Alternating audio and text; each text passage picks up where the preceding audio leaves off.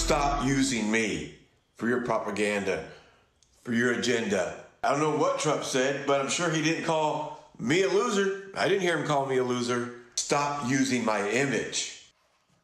The man you just saw is Bobby Henline, an Iraq War vet who did 4 tours of duty and is the lone survivor of an IED blast in 2007. You'd think his heroic service would earn him some respect from the left. But instead, they're using him as a pawn to try to hurt the president by pushing now a widely disputed and anonymously sourced story from The Atlantic that alleges that President Trump made disparaging remarks about our fallen heroes. Wounded war vet Bobby Henline joins me now exclusively. Bobby, what bothers you the most about all of this? The Democrats using your image without your consent, or the fact that they attacked the president with it? There's so much to this, without the consent, attacking the president with lies. It's just unnecessary. It's wrong in so many different ways. This is Mental Health Awareness Month of September, and we talk about 22 veterans a day killing themselves. They did not know who that person was they used in that image. I saw their things, their comments. They didn't know who I was. What if I was out having a depressed month, isolated because of COVID, my PTSD is kicking in, I'm drinking, I'm depressed about life, I'm looking on social media, and I see that the president called me a loser? How am I going to take that? I'm already in a depressed mood.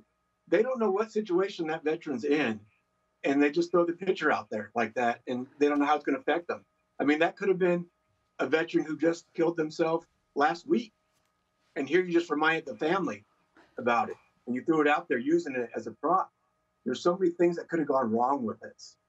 So I'm glad they got my face out there. It's not something I wanted to do. I'm not a political person. I'm not a man of fancy words or anything. But it's wrong to do that type of thing, and we got to get this stopped. And that's my main purpose. Is you got to look on there, people. If you see a post like that, and that person's name is not in the caption, and they're not tagged on there, most likely they don't know about it. So please report it. Don't share that stuff. And we're going to keep this. I want people to continue to see you and the images of your tours and your heroism. But I have to ask you, Tammy Duckworth, herself a wounded vet, a hero in her own right, responded to the bogus allegations against Trump. Watch. Apparently, I, too, am a loser and a sucker in Trump's book. But let me tell you, that's good company for me to be in with men and women who laid down their lives to defend this great nation. He doesn't understand honor and duty and loyalty because he himself has never displayed those types of actions himself in his own personal conduct.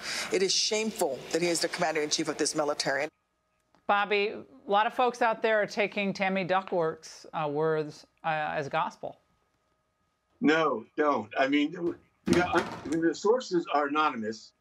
Stop right there. Don't spread the lies anymore. If they were true, they would say, "This is my face. This is me. This is what I heard him say." No one's coming out and saying that. Even General Kelly's assistant said it wasn't. They were there. They said these words weren't said. Bobby, Bobby, we're going to continue with you next week on the mental health awareness issue. Thank you so much for joining us tonight, and thank you for your service. Thank you.